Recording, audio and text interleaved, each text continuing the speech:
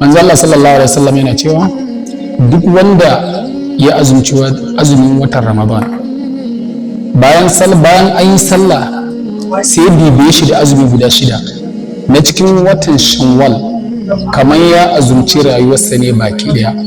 Ma'ana nan shine duk wanda ya azumci azumin watan Ramadan sai kuma bayan idar da sallah ba azumin da yake binsa kuma ya biya gama da biyan azumin da yake binsa a cikin wannan wata ɗaya na sallar kafin watan ta kare sai ya yi azumi guda 6 na cikin azumin watan Shawwal wanda yake cewa Shawwal ya bibi shi da wannan azumi manzo Allah yana cewa kamar ya azumci rayuwarsa ne baki daya.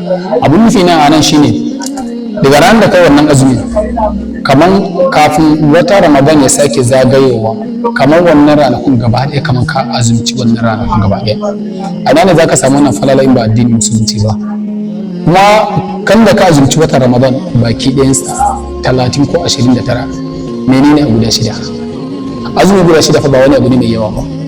In ya so ka yi 2 ka huta ko ka yi 1 ka huta a cikin wannan wata ɗayan da insha Allah za ka samu gara fasa cinye wannan falala da bayawan da Allah ya wa mutane.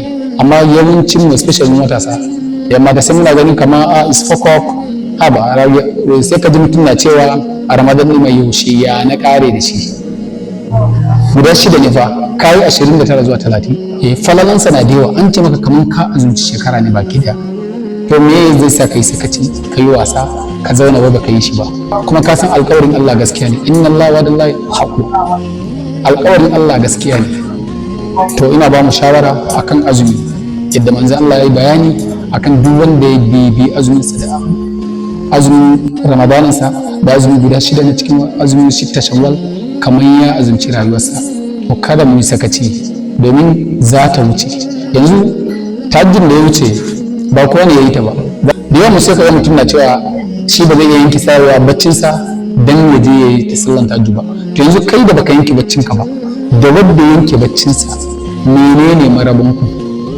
Ka yanzu duk kun zama daya sai dai falala a wajen Allah ne kun fita daban-daban. Shi ya ne ya yi ibada kai kuma baka yi ibada ba. To me ne biye ma wannan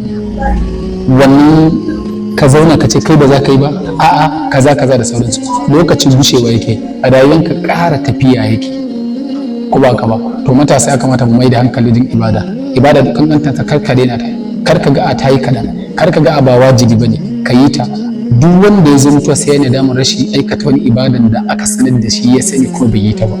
Matsalan nadamun kiyama ya tsaye biyu ake ciza ba ya tsare ba. Nadaman duniya da wuya ka mutu ya dauki yatsa su biyu ya ciza sai dai ka ga mutu ya ciza ya tsare. To Allah ba mu yi kungerawa Allah sa mu gane kuma mu yi amfani da abubuwan da muke faɗa ba wani dinga faɗa ba wata sune ne kawai muke ba. Allah sa mu dace Allah sanya wa kowa albarka a cikin rayuwarsa. Sunan ambassador Umar Mahmud Muhammad kar ku manta da yin following da liking da share da kuma subscribe YouTube channel din wanda muka sanja masa suna daga Umar Kano kamar da shi Falasfa TV sakamakon Umar Kano yayi yawa famous suna da yawa da suka yi famous suka zama wani abu akan wannan subscribers akan wannan YouTube channel shine aka ba mu share kan mu da shi Falasfa duk wanda ya danna Falasfa TV PALASPA TV zai ga mu ya mana subscribe.